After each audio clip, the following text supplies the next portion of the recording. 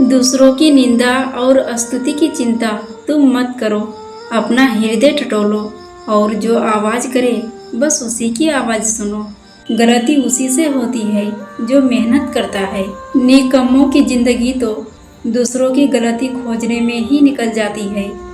एक बार की बात है, एक बार संध्या के समय में योग गुरु स्वामी जी अपने योगा आश्रम में टहल रहे थे।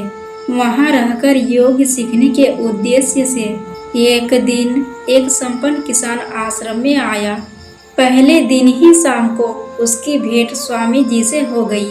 स्वामी जी ने उसका कुशल क्षेम पूछा तो जवाब में किसान ने खींचते हुए बताया, स्वामी जी, आपके आश्रम में खाने में जो रोटियां मुझे मिली थी वो ठंडी, सख्त और अध पकी थी। किसान की इस बात पर स्वामी जी मुस्कुराए और पूछा, आपको समय पर खाना मिल गया था? किसान ने तुरंत हाँ में सिर हिला दिया। फिर स्वामी जी बोले, यहाँ लोग मिलजुल कर खाना बनाते हैं।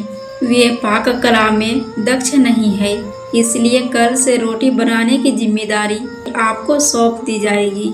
आशा है आपके हाथों की गर्म, नरम और पूरी पकी हुई रोटियां सभी को खाने को मिलेगी। इतना सुनते ही किसान चिंतित हो उठा। उसने कहा, मैंने हमेशा खेती बाड़ी की है, रोटियां पकाना मेरा काम नहीं है। स्वामी जी ने उत्तर दिया, चिंता मत करो, यहाँ सभी लोग मिलकर सभी काम करते हैं। दूसरे दिन किसान ने सचमुच बहुत अच्छी रोटियां पकाई। सभी ने तारीफ करते हुए नरम मुलायम रोटियां खाई। तीसरे दिन उसने थोड़ी बेडौल रोटियां बनाई। आगे के दिनों में तो वह अध पकी और सख्त रोटियां ही बनाने लगा। एक दिन किसान रोटियां बनाने रसोई में काफी देर तक पहुंचा। यह बात जब स्वामी जी तक पहुंची तो उन्होंने उनसे भोजन में देरी होने की वजह जानने का कोशिश किया। तभी किसान ने झेपते हुए कहा, मैं रोज रोज रोटियां बनाते बनाते उब गया हूँ, इसलिए देर से पहुँचा।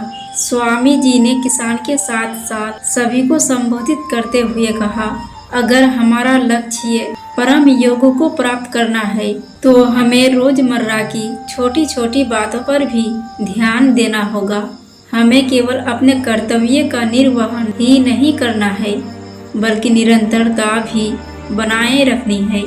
हमें निरंतर कर्म करना होगा, किसी भी काम को छोटा नहीं समझना चाहिए। रोटियां में मीन मेख निकालने के बजाय हम समय पर भोजन उपलब्ध कराने वाले का आभार प्रकट करें। जिस कार्य की हम निंदा कर रहे हैं तो उस कार्य को हम स्वयं जरूर करके देखें, तभी हम दूसरों की परिश्रम और मेहनत का सम्मान करना सीख पाएंगे। खुद पर बीते तो सच लगता है और दूसरों पर बीते तो ड्रामा। अगर ऐसा प्रतीत होता है तो हम और परिस्थिति सामान्य है। कोटि कोटि मनुष्य इसी से जूझ रहे हैं। हमें भी प्रयत्न से प्रगति प्राप्त करनी होगी। लोग बुराई करें, आप दुखी हो जाए, लोग तारीफ करें, आप सुखी हो जाएं। समझो आपके सुख दुख का स्विच लोगों के हाथ में है, इसलिए कोशिश करें कि यह स्विच आपके हाथ में हो। निंदा करना कितना घाटे का सौदा है। निंदा करने वाले हमेशा दूसरे के पाप अपने सर पर ढोता रहता है और दूसरों द्वारा किए गए उन पाप कर्मों को भी भोगता है जो उसने किए ही नहीं। इसलिए हमें सदैव निंदा से बचना चाहिए। फिर मिलेंगे दोस्तों अगली वीडियो के साथ। तब तक के लिए अपना ख्याल रखना, खुश रहना और हमेशा मुस्कुराते रहना। वीडियो देखने के बाद वीडियो को भी लाइक और सब्सक्राइब कर देना। तब तक के लिए जय श्री कृष्णा।